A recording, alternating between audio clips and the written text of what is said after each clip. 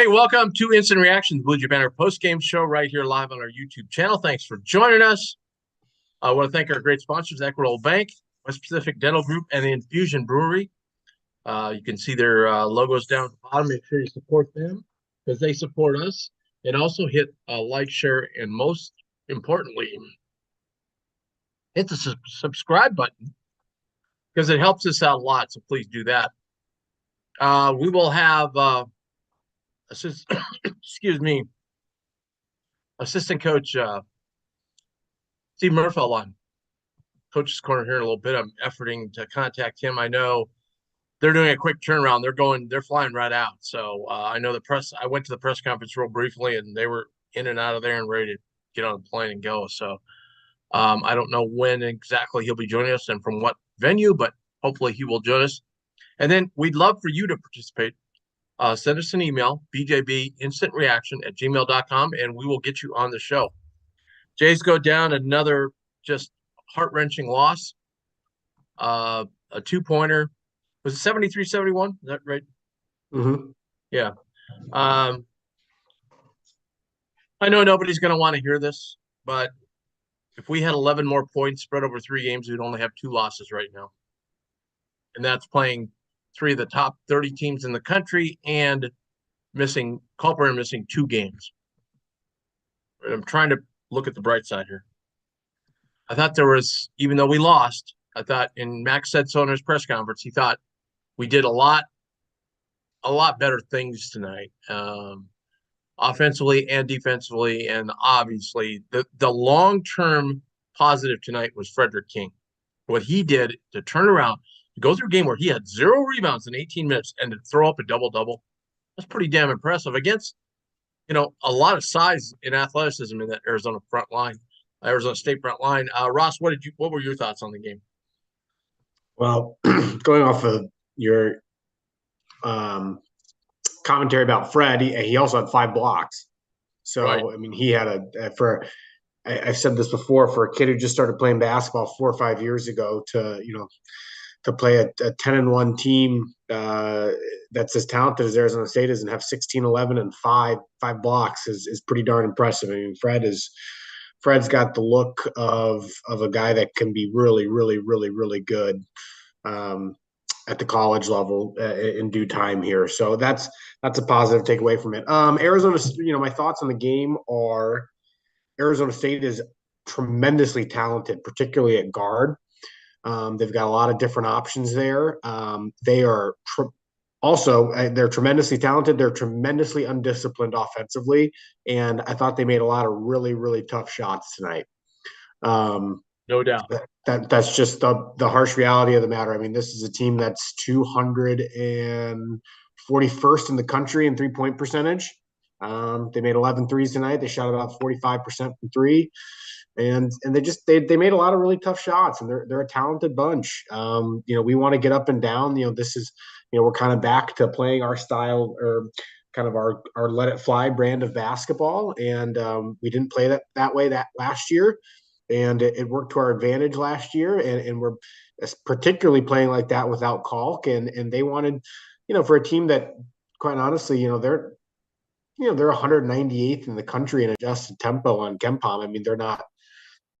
They're not a team they're not Loyola Marymount from back in the day, but they're, that they wanted to play that type of game. You could tell their guards wanted to get out and go and make plays off the dribble, and they made some really tough shots. And I mean, I know nobody wants to hear that. Like, everybody wants to point the finger at somebody or someone and blame people, but they made a lot of really, really tough shots. They just did.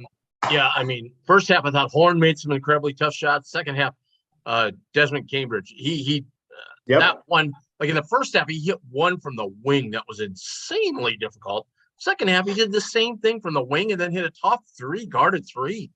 Mac made that comment, like, gosh, allows his talented guards and wings to have the freedom that he allows them to have. I mean, that's going to happen from time to time, but yeah, it's just disappointing. I mean, I know the guys and the staff have got to be disappointed.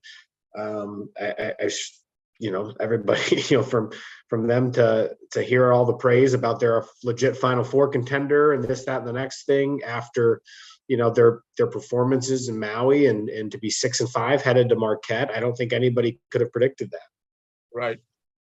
So let's get to, we got a bunch of callers lined up. Oh, Easton dropped off. Easton, oh no, Easton's with us. Hey, Easton. Yeah, can you hear me? Yeah, can you hear you great. Go ahead. Yeah, so my overall takeaway from ever since Cockburner is out was I think if you need him like on the floor, like if you need to rely on him for everything, I just don't think you're that good of a team because like I was encouraged by what Fred did tonight, and I'm encouraged for the future with him. But like this year, like he probably won't be the solution like at center. Like without Cockburner, it's very hard for us to like really adjust anything. And rebounding is still like a big concern. Like there was a couple screenshots I saw on Twitter of just it was like Arizona had nobody even close to the rim or anything, and he missed a shot and he just still got the rebound. It's very discouraging just to see that and the defense totally fall off without him. And I hope he's back by next week. I have no idea with this mono situation. And I'm also concerned, like, there's been a couple games recently where there's been a lack of focus, especially in that last possession where I don't know what was supposed to be drawn up. I think someone, I think maybe Kaluma or Alexander might have done something wrong there because there's no way that's the shot they wanted on that last possession. But there's just been a lack of focus, sometimes a lack of effort. It's concerning. I don't know what's going on behind the scenes, but I hope they just don't like completely fall off because I honestly don't see us winning at Marquette since that's gonna be six straight losses. And I'm looking forward to next week that home game against Butler. But and I also another big thing is I think there's a playbook ever since Arizona. There's a playbook on how to beat us, and I just don't know if we've adjusted to that yet. Okay, you have a lot there to unpack. So let me start with this. You mentioned effort. I'm sorry, guy. I was there courtside. Those guys are busting their ass. They're giving everything they got. Max said that in the press conference. He goes, "I feel so bad for those guys. They're devastated and they're wiped out." And he admitted, I didn't think that our schedule would have the effect it's had on us, but it has. I thought, I thought that was. When I looked at it for the year, I was like, it was kind of a concern, but I didn't think it would affect them this much. But we didn't see Cockburn being out. But yeah, that is a brutal non-conference schedule, only having one home game in a month. The amount of like just travel they've been doing, it's crazy, unusual. Yeah, and I've had some people comment to me like, well, Max should be knowing better scheduling. Hold on a second. Number one, the Maui tournament was the Maui tournament. We've been trying to get in that forever. The amount of publicity and attention that got us is immeasurable. Okay. So that wasn't a scheduling thing. Texas was a Big 12 Big East matchup. We had no control over that. And the BYU game was a return game, a neutral site game from last year. So the only game if anybody wants to complain about scheduling, would have been the Arizona State game. And, that's really on a neutral floor. That's really a good non-conference game. I mean, you've already played 4 bye games. You don't need another one of those. Yeah, and plus we don't have the arena right for about a couple weeks. No, we don't. We don't have it till next week or week after. Yeah, is it next week already? Yeah, next week. But on to your other point, I don't know. You said something about we need Kalkbrenner to be a good team, or we. Yeah, I think like a lot of stuff drops off without him. It's a big concern. Well, sure, he's a great player.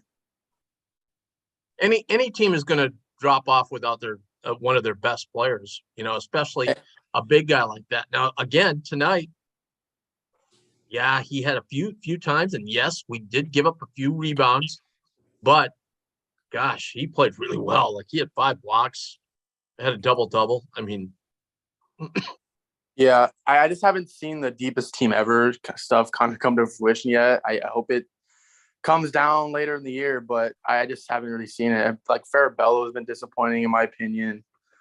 King had his best game tonight. Yeah, that's what we pretty much brought him in for.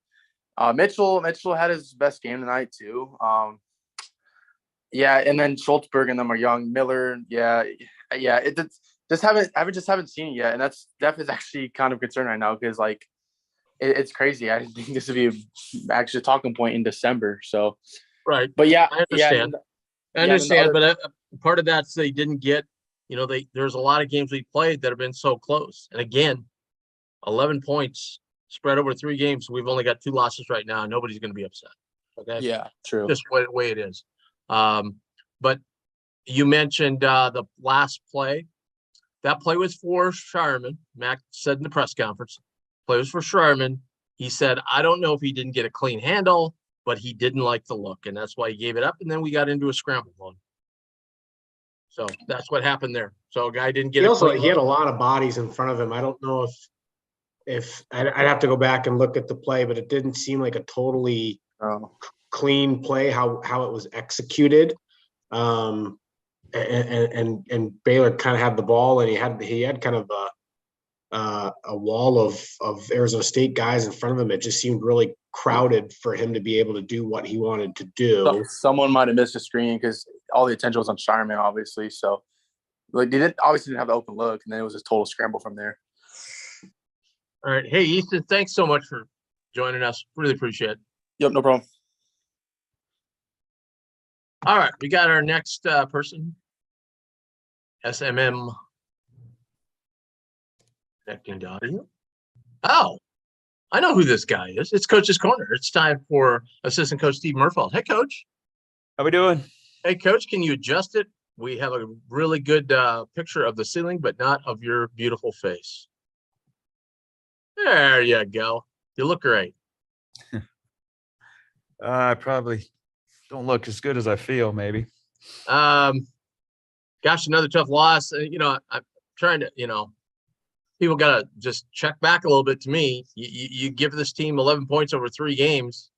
You only have 2 losses, and you've played, 3 of the top 25 teams in the country, plus 2 games without Ryan Kalkbrenner. I mean, you got to kind of look at things in perspective, don't you think? Yeah, I mean, this team's been through a lot. When you consider the travel, consider the illnesses that the teams went through, the emotional loss at Texas, and then, come out here, another time zone change. And, we figure basically have 45 minutes to prepare to play without Ryan Kalkbrenner. And guys have done a pretty decent job, put us in position to win. We just haven't got over that hump. And that's, it's frustrating. It's frustrating for everybody because that's the difference. You got to be really successful, you got to win close games. Yeah. Just a brief thing on Ryan. I know you don't talk a lot about, but was that just has there been some ongoing diagnosis trying to figure out, because I think he admittedly, and didn't you could tell he didn't feel well in the Nebraska game. I mean, there were some shots that Griesel was throwing up there that normally Ryan would have, really gone after. Yeah. I mean, it's went through the team. I mean, Francisco has missed some days of practice. Trey has missed some practice time. Xander, and some of the coaches too. I mean, Jalen and Coach Mack had, he's been fighting it since we got out here. So one of those things that's going through, and hopefully it's on its way out and we can move forward from it. Yeah, Jalen and I had a discussion last night. Both he and I got the cough in Maui, and we're both trying to fight it and get over it. Yeah. I was just telling one of our callers that called in that I listened to Mac at the press conference. That last play was basically for Baylor, but he kind of had trouble with the handle. Didn't feel he had a clean look, and so then we got in kind of a scramble mode to get a shot off.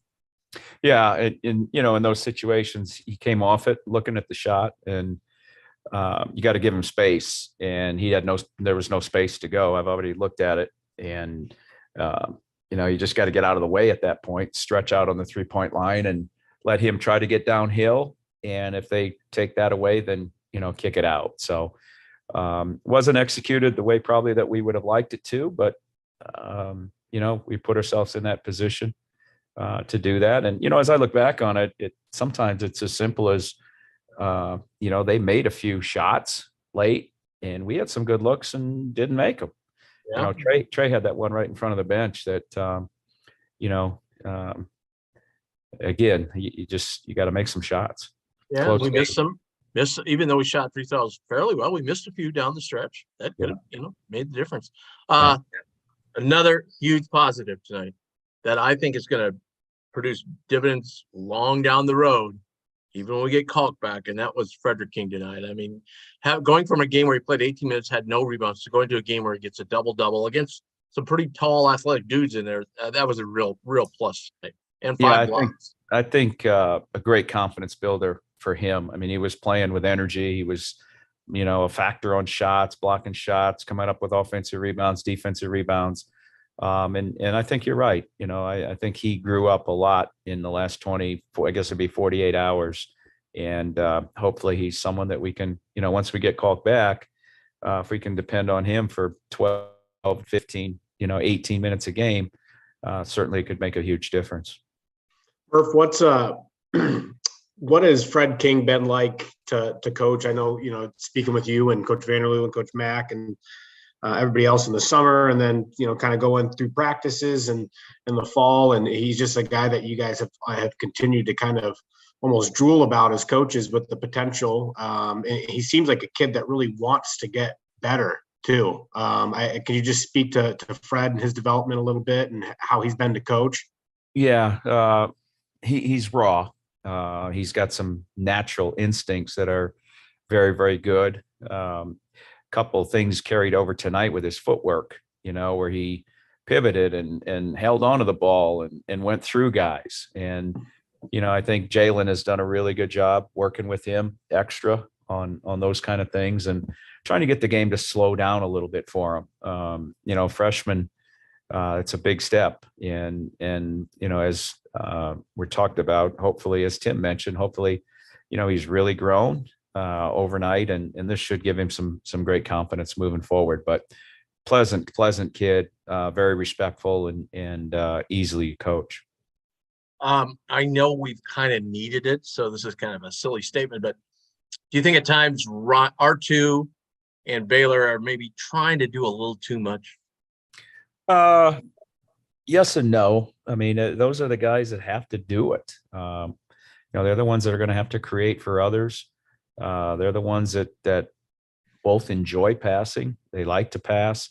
I think there are times where, specifically in Baylor's case, where he passes too much and tries to make other people, feel part of it. And I think, you guys have seen where he's, getting a pass to the rim and he ends up kicking it out for a 3, and we'd prefer the layup or the free throws, at that particular time. So I don't think either one is pressing, in that regard. I think that they obviously, I think Baylor shot it better tonight. I think Ryan Nemhard is a better shooter than what he's been and needs to, get back to being even a 33 to 35% 3-point shooter would certainly help.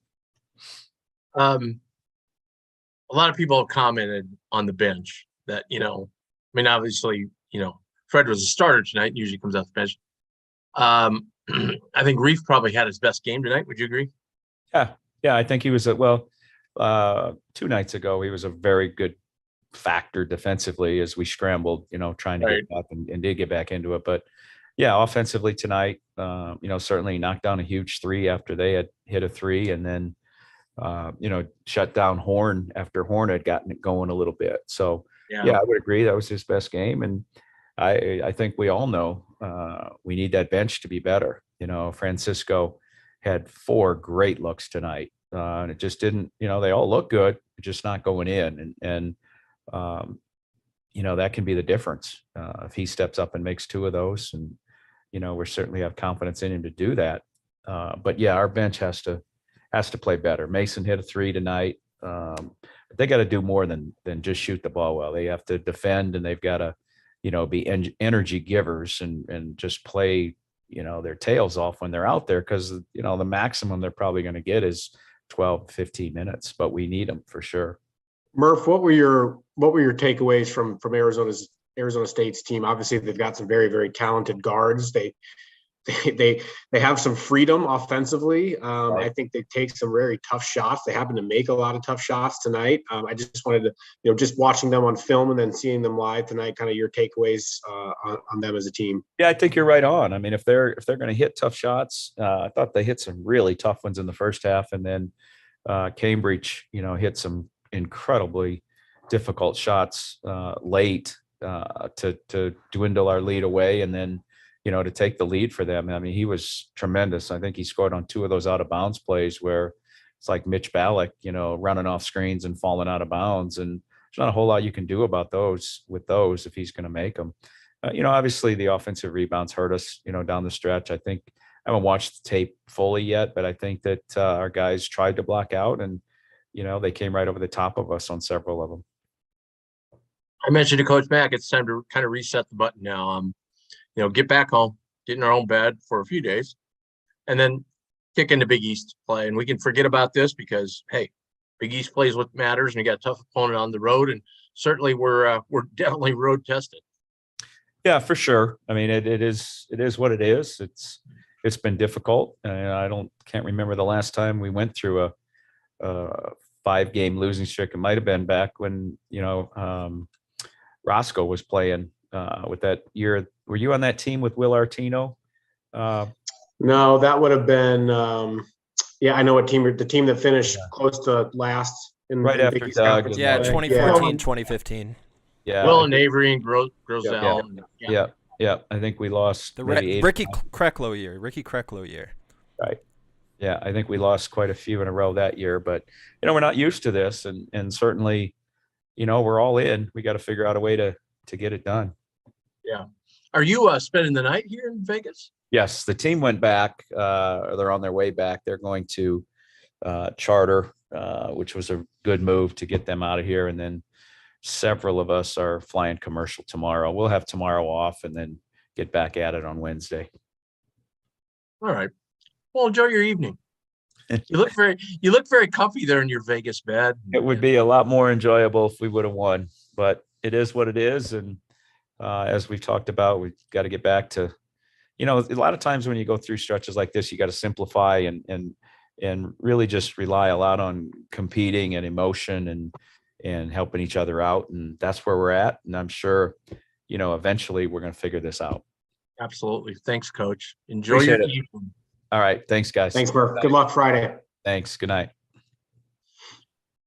Assistant Coach Steve Murfeld joining us here on Instant Reaction.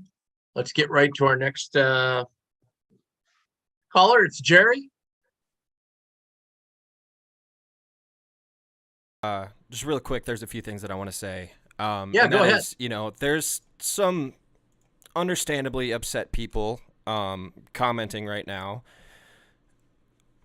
No one is more mad about these losses than the players on the team. Absolutely. It doesn't matter how upset you are about how this season has gone right now. These student athletes, no one is more upset when they lose a game than they are, right? And sure, you get everybody all off season long, and then after Maui saying, yeah, this is a Final Four team, and then they hit a rough spot. You don't get to just get off the cart at that point. You don't get to just say, oh, the season's over now. It's not. They have 19, 20 more games. That's even before, the NCAA tournament. And the Big East tournament. And the Big East tournament. So there's a lot of basketball left to be played.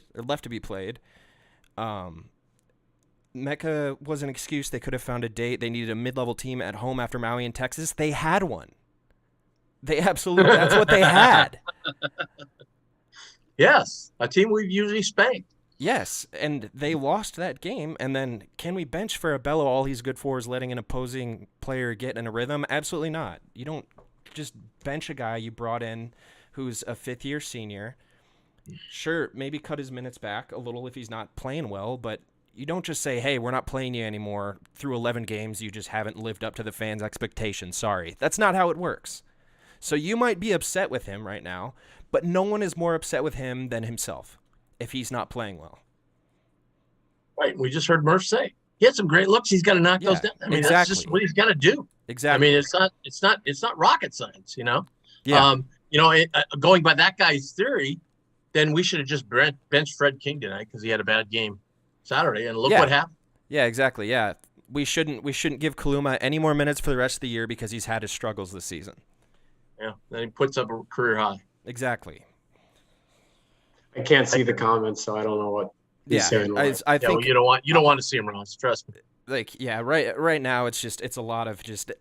I understand you're upset, right? People like to bitch. Zach. Yeah. No, I get that, but I also, we're in a position where if I can see those things, I want to, just say, hey, listen, and Ross can attest to this. He played for Creighton. He played Division I basketball. Well, play is a strong word, but I remember there was a game at Drake. You did get in the first half.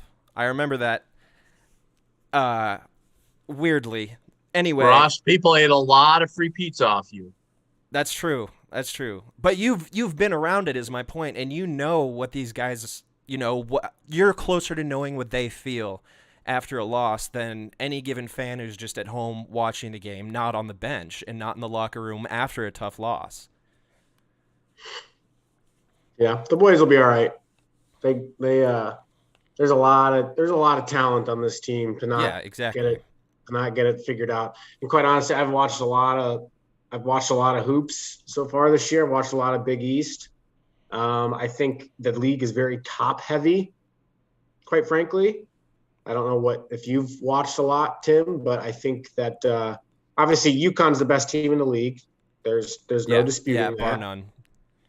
Right now, I mean, Xavier is good. I think Marquette is good. And St. John's is okay. St. John's is fine. Seton Hall just had a big win, but they're just okay. Villanova will be better when Justin Morgan's will be better, but they're just all right. Like, I mean, the only team that I look at in the entire league right now that I'm like, this is gonna be difficult is UConn. Right. And I think to your point, Ross, and we want to get Jerry on here in just a second. To your point, these last 1, 2, 3, 4, 5, I'm going to leave Nebraska out of it for right now, but 5, including Arizona State. So those 5 games, those teams would all probably finish second or third in the league. Right? You know what I mean? So it's not like we're playing chumps and losing. Again, we lost to number 2, number 4, and they're probably going to be top 25 here very quickly. And let's take really quickly before Jerry can say anything. Let's take a look out. The parity in college basketball anymore is unbelievable. So Purdue, who a lot of people have as the top team in the country, they should have lost to Nebraska the other day. Right. If you watch that game, they should have lost. It's just it is what it is. Houston, who I think has looked the best out of anybody, they lose a home game to Alabama. Okay. Texas, who a lot of people thought could have been the number 1 team in the country, they blow one against Illinois last week at Madison Square Garden. They almost lose at home under obviously different circumstances. They almost lose at home tonight to Rice. Yeah. Okay. So there's a lot of season left, and there is no team that I've seen that is just head and shoulders above everybody else. Quite frankly, I think UConn's the best team I've seen in the country. Right. Arizona's got to be up. Arizona's up there as well, but Arizona goes to Utah and loses by 15. Right. Again, what happened that night, Ross? They went like 4 or 22. I mean, that's just, all right, Jerry. Sorry, you've been waiting patiently. Go ahead. No, I like listening to what Zach had to say, going off on some of the fan base. I mean, super negativity. I guess they thought we were going to go undefeated this year. And yeah, well, I mean, you're going to go through some difficult times. Like Ross said, every team in college basketball is going to have 3-4 losses, even the best teams. Houston's a little bit of a break because they don't play in a Power 5 conference. They got a lot of easy games, but yeah, it's we're going through some adversity right now. We got to figure it out. We're going to be limping into Marquette, and we're going to find out, the character of this team over the next week or so. We've been punched in the mouth. You get the fan base, against them. Everybody's down. They suck now. And, I like Ross, they still have a lot of talent in this team. They just got to figure it out. So, obviously a good game by King tonight. We talked about that last time, no rebounds. Well, he went out and got 11 rebounds, 16 points. He really played well. And I think that's going to help us in the Big East. I mean, even when Calk comes back, Calk can't play 40 minutes. If we can get King in there to give us 8, 9, 10 minutes of productive basketball, that's going to help us out. So, it's not the outcome we wanted tonight. I thought we played better tonight than we did against BYU. They still out-rebound us by a little bit, but, man, they're athletic. That was pretty much in the last 3-4 minutes. Yeah, last 3-4 minutes, right? Yeah.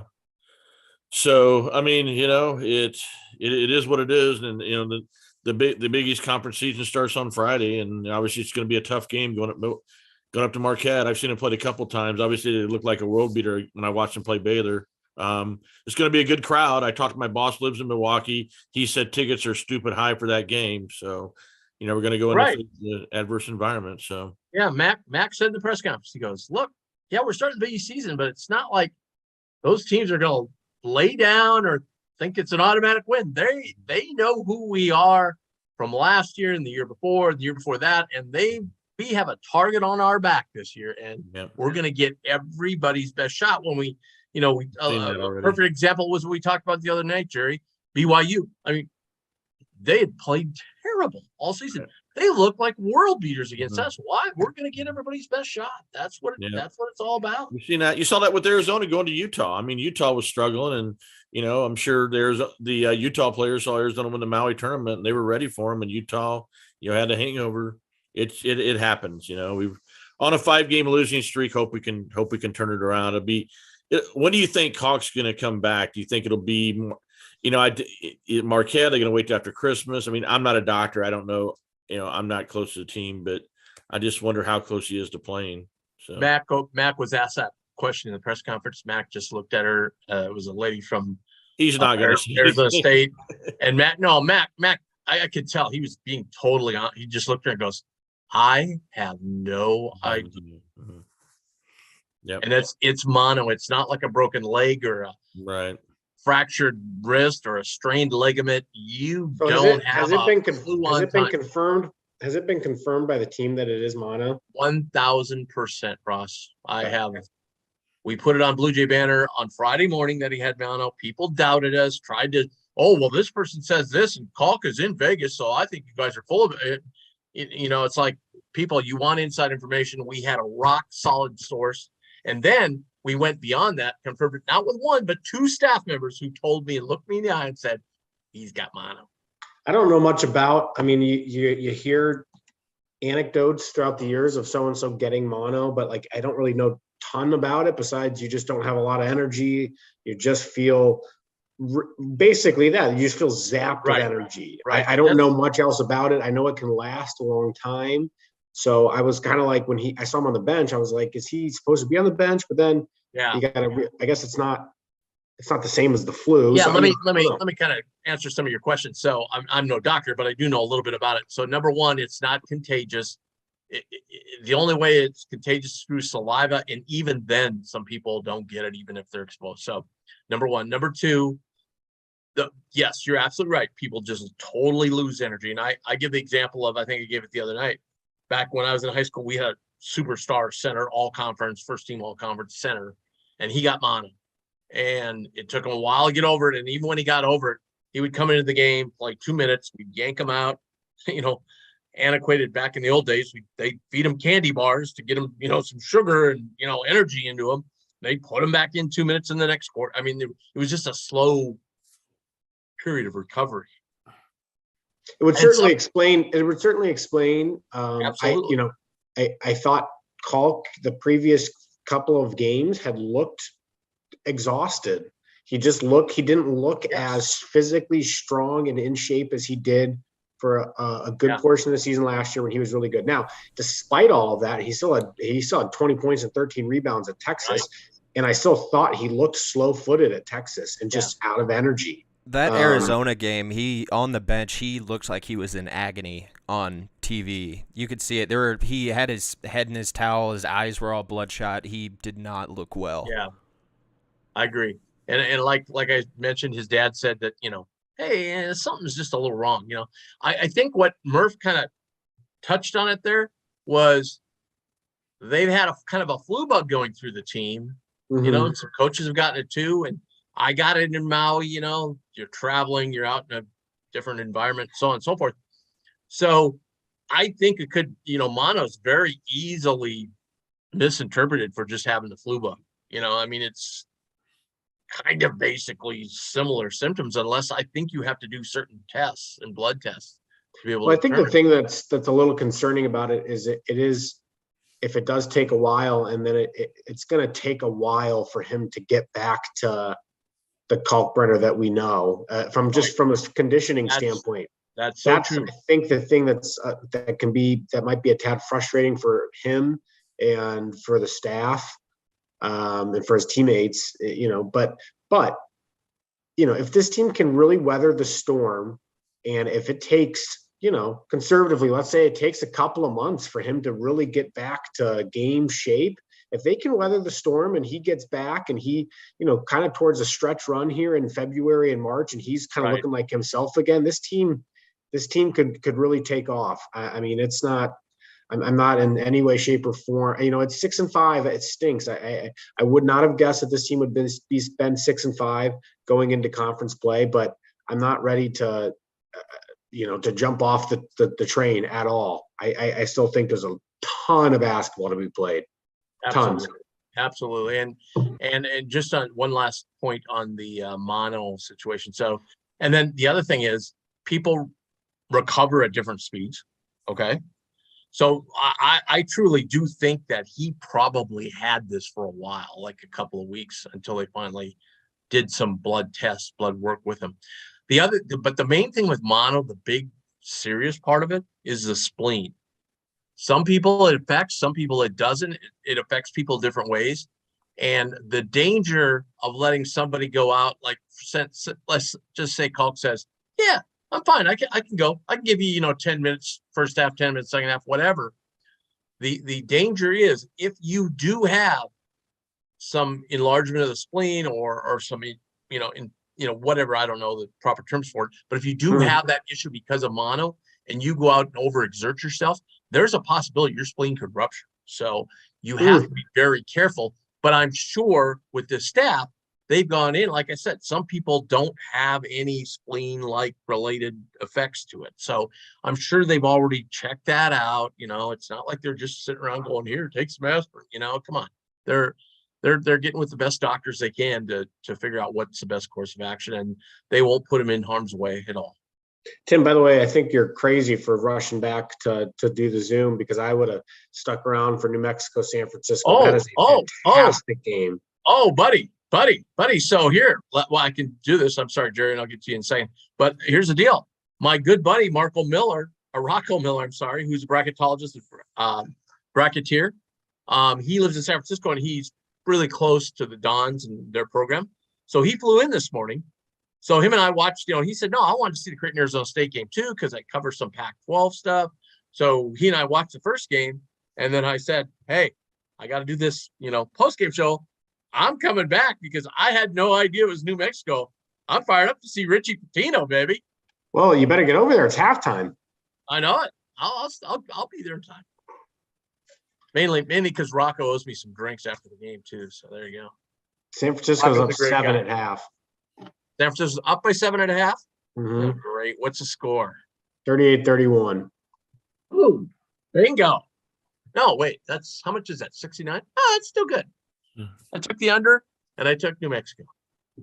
They both have new coaches, right? I think the San Francisco coach last Golden year went to Florida. Yeah, Florida, he said Rocco's very close to the program, knows this guy really well, and says he's going to do a fantastic job at San Francisco. Went and introduced him to Bruce Rasmussen in the media room, and Bruce was in there, and they had a long chat. And Bruce was saying how he's working with the old AD at Gonzaga on actually a long-term plan for San Francisco, because they could end up being the stalwart along with St. Mary's of the WCC eventually. So that was pretty interesting. What else you got, Jerry? Where was Arizona State? Well, picked to finish in the Pac-12. Where do you think they'll finish now? Obviously, they're below Arizona State, Arizona, and UCLA. But yeah, I don't know. Well, I think it went Arizona, UCLA, Oregon, Who am I missing here? Yeah, they were probably right in there. USC was Yeah, probably USC up would have there. been in there. So they would have been like 5th, 6th. They'd have been middle of the pack. They're off to a better start. They're going to struggle. They've had a nice non-conference. I'm telling you, just by the way that they play, they do not, which is odd given a Bobby Hurley coach team. They don't have any discipline offensively. No, They're going to have some games. They're going to have a stretch where they're really not hitting shots. And I'll be stunned if they finish top 3 in the Pac-12. I'll be surprised, but I'll also be surprised if they finish bottom 3. Well, I had a chance this morning to speak with Haberbino, who's the publisher of Devil's Digest, the rival site, and we had a long conversation. And he said a couple things. Number one, they're like number 1 in the country in defense, and he said, I never thought I'd see the day where Bobby Hurley's team would be really good at defense. And he goes, because they put so much focus on defense, he goes, their offense is taking a step back from what it has been. More some of that scheduling too. They haven't played the toughest non-conference teams in the world. But they did beat Michigan. They went on the road, clobbered an okay SMU team. And then in conference, I thought the win, because Colorado beat Tennessee. And they went on the road in Colorado, tough place to play, and were down fairly handily. Came back and won that game. I think they showed a lot of grit, and I think that and just hearing comments of the beat writer in the press room tonight, she kind of made that comment too, like, yeah, this team is showing a lot of grit late in games to pull these games out. So I think that will serve them well as well. They're talented. They got their guards are really, really. Horn is really good. Horn is really good. Their only losses to Texas Southern, who has been good in recent years at that level, and Texas Southern actually. Why did they go to Texas Southern and play? I never get it. They said it was a Pac-12. It was a Pac-12 SWAC challenge sort of thing. What? Yes. Sort of. That would be like the Big East Patriot Challenge. It just seems guess bizarre. What? They went. The Pac-12 went 500. I think the official record was 5-5. That would be like a Big East Missouri Valley challenge. Yeah, it's weird that it's weird the Pac-12 would agree to that. I mean, it seems odd that they would agree. Yeah, really odd. And if you're the Valley's East way better coach, you want to go play at some SWAC school in front of 300 people. I mean, usually the SWAC is out traveling, trying to win bye games, for 2-3 minutes to build up their athletic budget. That was weird. I think it had from what I read, I think it was they wanted to bring some good home games to a lot of the traditional HBCUs, and so Colorado traveled. I think Colorado traveled to Grambling and loses at Grambling. Same deal with Arizona State at Texas Southern. Washington State lost to somebody as well. So I think that was sort of the deal from what I read. I can see the benefit. I mean, I feel sorry for some of those teams like Arkansas Pine Bluff. Their first 13 games are on the road and they're traveling everywhere. And basically you're like the Washington Generals. You're just paid to get beat up, and it's hard on those kids being gone all the time. So interesting. What do you guys think? Marquette, looking forward to that. And I got to turn the page. What do we have to do to win there? Assuming Bob, doesn't play. Get Reef or probably and Trey, mostly Trey Alexander on Kolick. Do not let him get going. Marquette's good. I've watched them a few times. I don't understand how they actually have a few losses. They should have won at home against Wisconsin. Wisconsin kind of stole that game, but I've been impressed with Marquette. I mean, their 3 losses are to Purdue, a game which they led the entire at Purdue. Yeah, they led the entire game, and then they lost by 3 in Florida to Mississippi State, who's undefeated and one of the best defensive teams in the country. And then they lost to Wisconsin, the game they should have won. They lost in overtime. So I've been really impressed with them. They beat Notre Dame at Notre Dame by 15 yesterday. They smoked Baylor at home. They've got a lot of really nice pieces. It's going to be a tough game. I think they'll want to push the tempo. When I saw Baylor, they were they press some, they push the tempo, go tip. Yep, they press. Old time Shaka Smart team at VCU. I thought when I watched them play Baylor. Yep, they've got length, they've got some athleticism. They've got some scoring and Cam Jones and Joplin off the bench, and yeah, they've got a lot of really nice pieces. It's my official prediction, Tim, is that Marquette finishes top 3 in the league. I'm marking that down, Ross. I'm gonna hold you Okay. to that. Okay.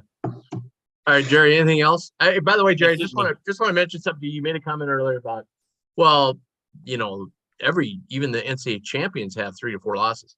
I looked this up. In the last 21 years, 7 teams have had at least 6 losses. Mm-hmm. So there you go. To your point, Right.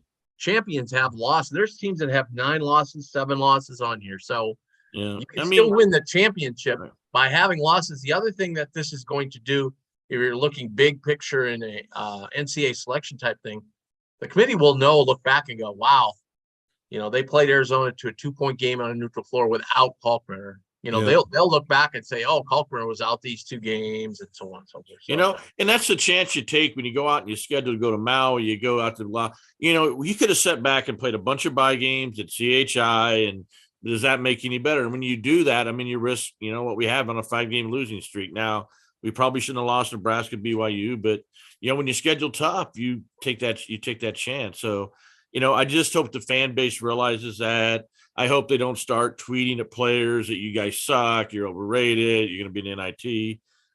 That's not the way. And like you said, Ross, nobody's happy we're 6-5, but that's like you said, you're gonna lose some basketball games. And if you want to be a fan base, and if you want to follow a team that doesn't lose games, I said go jump on the Harlem Globetrotters bandwagon. I mean, every team's going to lose games. Every team's going to go through bad spells. I just hope the fan base doesn't, turn on the players and the coach. Of course, everybody wants Coach Mack fired now. He's got to go. So. right. Oh, God, I replied. I said, it sounds like Chris Beard might be available soon, so we can go hire him. So yeah, right. Exactly. All right, guys. See you later. Thanks, Jerry. Yeah, bye. All right. Rocco's texting me, wondering where I am. Okay. Hey, quickly, I just want to make a couple points here on the stats. Pull those up again. There we go. Yeah, but I mean, to Jerry's point, champions have 6, 7 losses all the time. It's not totally uncommon. But yeah, Frederick King tonight, 16 points, 11 rebounds. What an effort. Sharman didn't get double-double tonight. One of the odd nights he has an 18 and 8. I still think Nemhard, Nemhard's got to do. I mean, he was 1 and 9 from the field tonight. I just feel he's forcing a few too many shots and getting himself into some positions he shouldn't be in. I understand He's been we streaky. have to have him create, but the other night, Ross, against BYU, when we made that big comeback, we started going so 1-on-1, we weren't even moving the ball, that I thought a couple of those possessions, we maybe could have got a better shot had we moved the ball a little bit. But it's nice to see Sharman, Arthur, and Trey all in double figures tonight. And it was good to see Reef knock down a 3. Damn it. I agree. Get Sharif a little bit of confidence offensively is key to a successful year, no doubt. Because he's really ratcheting up on defense. He did a great job on the horn. Yeah. Let's see. Unsung hero tonight. I'd probably go with Reef for the defensive job he did on Horn in the second half. I thought he really shut him down.